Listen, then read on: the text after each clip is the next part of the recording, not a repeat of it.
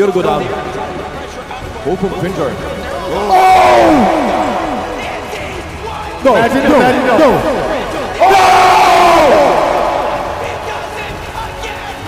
Jump two. Wait, no. No.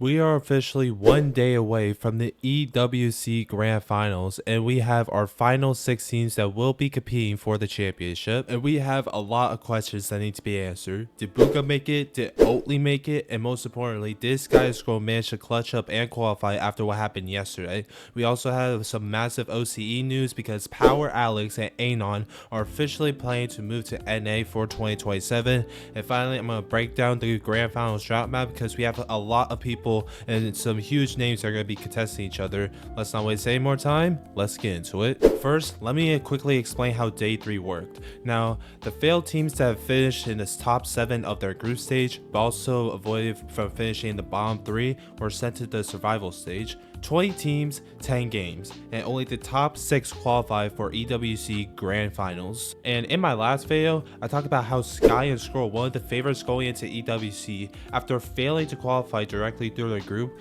going into the survival stage, a lot of people, including myself, still had this team making finals, but after what happened yesterday, they needed to prove themselves today. And once again, they literally started really slow. In their first game, they got a 2 elimination 11th place, but immediately after that, they managed to turn it all around with a 7 elimination victory royale, which shot them all the way up into 5th place, into the qualification range.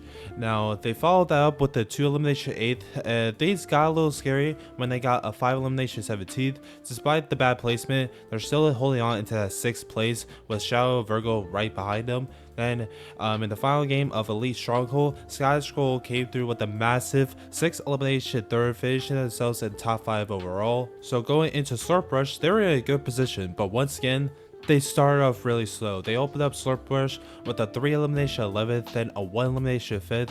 After that, they got a 1 elimination 11th, which ended up being their worst game of the day points wise. And suddenly, Sky Scroll outside the top 6 with only 2 games remaining. They were almost the exact same situation as yesterday. They needed a big game, except this time they actually finally delivered. In game 9, they got a 3 elimination 6, putting themselves back in the position to make the final push. And then in the final game, with the entire tournament on the line, Sky Scroll dropped a 9 elimination 2nd in the very final game. That one game pushed them all the way up into 3rd place overall. So Sky Scroll are going to be in the EWC Grand Finals, unlike yesterday, where one of the biggest problems was their lack of eliminations. They completely fixed that today, and they got 39 total eliminations, and they finished top 10 for eliminations as a team. So both of these guys really turned out today when they really needed it most. Now let's go through everyone who has qualified for the finals. Starting off in first place was none other than Darm and Demas. What a performance from these guys. 75 total eliminations, and in their first 5 games, they got an 8 elimination 2nd, a 7 elimination 4th, a 5 elimination 7th, a 6 elimination 4th, a 2 elimination 5th, and then going into Slurp Rush, they got a 10 elimination 6th, a 2 elimination 10th, a 3 elimination 16th. Then they got a 15 elimination 10th, and then 17 elimination 7th in the very last game. So no game wins for them. However, this is still a crazy performance from Dharma and Demas. Now, Dharma and Demas were just short of directly qualifying through their group, but today they left absolutely no doubt, and they had 75 total eliminations, just ridiculous. So huge shout out to these guys for getting it done. Second place, we have Khan and Faded, another team that fell just short from qualifying through their group stage and managed to bounce back when it mattered the most. So they're officially also going to be in finals. Third place was Sky and Scroll, like I already talked about. Now fourth place was actually a team that I want to talk about for a little bit, which is none other than Izzi and Novkif. Now, I really want to highlight this team because of what Izzi did in game number 8 today. They finished that game with the 14 elimination 2nd. But the crazy part is that Izzi had 13 of those 14 eliminations by himself with probably, I just want to show you guys this clip because this was generally one of the best solo performances I have ever seen at this event, and probably the best solo clutches, probably like 2nd best land solo clutches of all time. Like, it was just absolutely ridiculous. Currently, This is they good. got the full benefit Nice, of Yapko. that eagle-eye Yeah, he gets overview, killed though, but his Izzi fans are gonna stay alive for the kill loses no points. sense. He'll at least get the clean exchange here. That elimination. Nice. Goes down. Izzi, 10 kills on Izzi. Has fallen, and just like that, every bit of 10 material fucking you could kills, possibly bro. want Quarter or bills. need to keep Izzi targeting Holy forward. shit. But the max pools, Jacob, they're just so vicious for everyone. And right now, Izzi, The whole crowd is chanting Izzi. They are, dude. Holy shit. 1v2, 1v2, fuck it. Yuma and Koyota go down. Both from Cringer. Oh! No, imagine no. Oh! Top 2. Wait, no. No.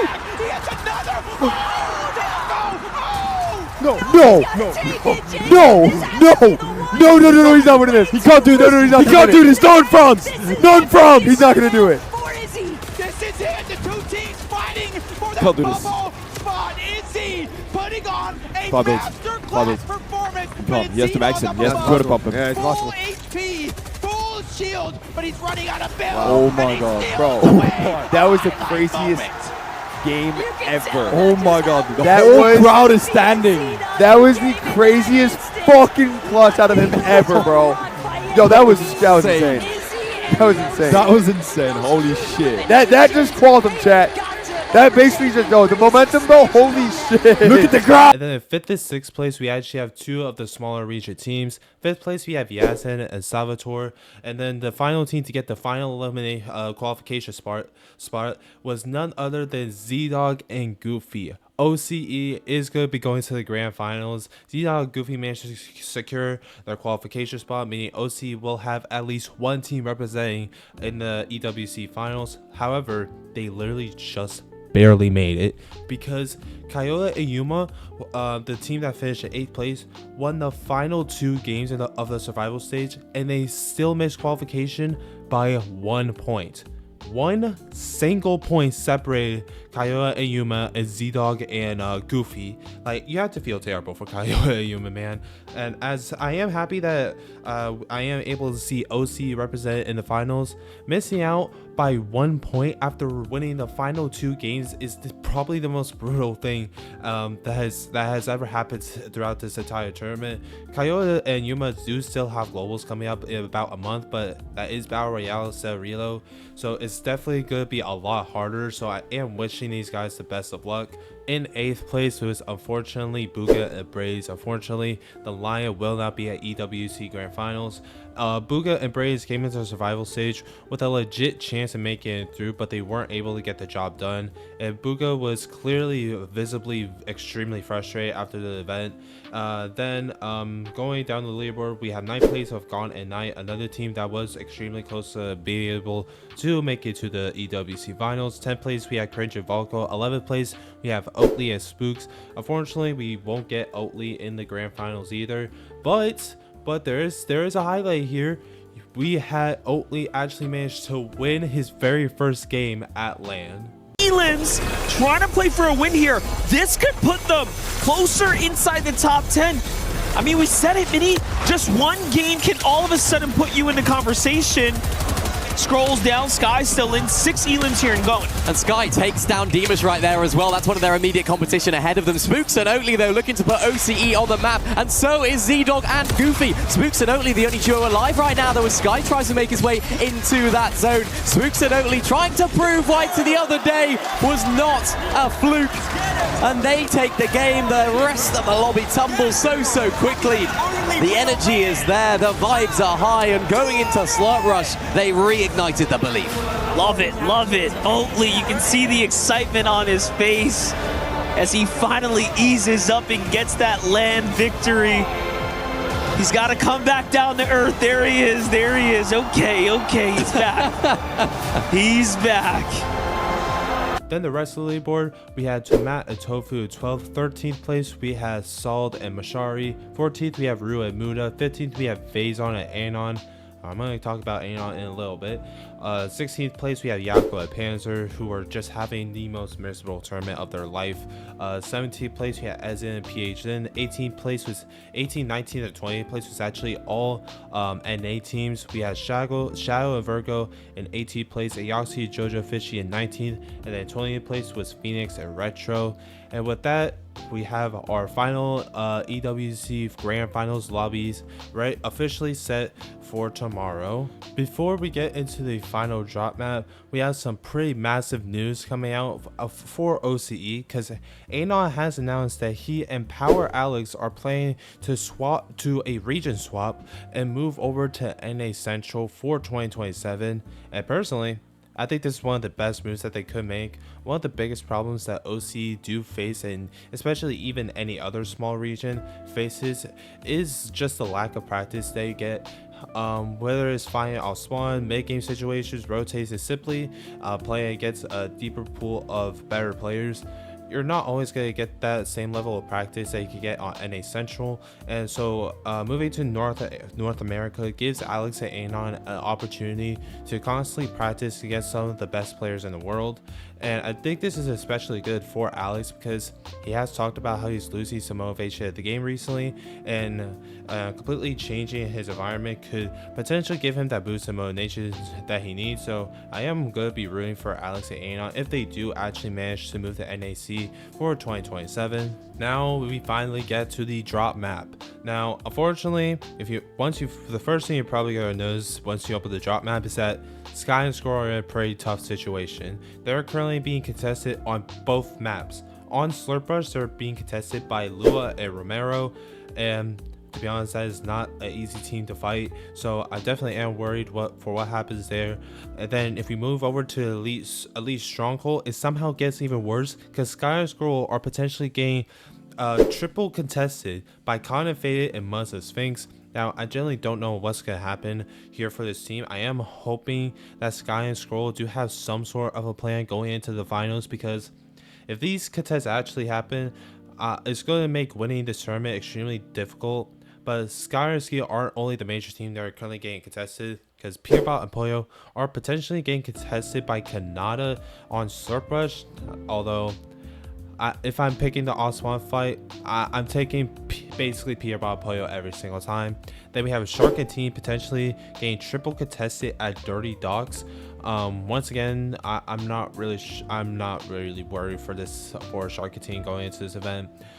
They look incredible at this event in their group stage, and I think they'll find a way to be just fine. We also have Hari and Camely potentially getting contested by Yazin and Salvatore.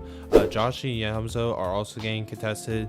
Once we switch over to Elite Stronghold, things get even crazier, because I mentioned that we have Con, Muzz, and Sky's team all potentially fighting in the same area. Then we have Swizzy and Pixie versus Z-Dog and Goofy. Now that's gonna be extremely interesting, especially how easy for other teams to just lurk around in the middle of the map and completely change how those fights play out.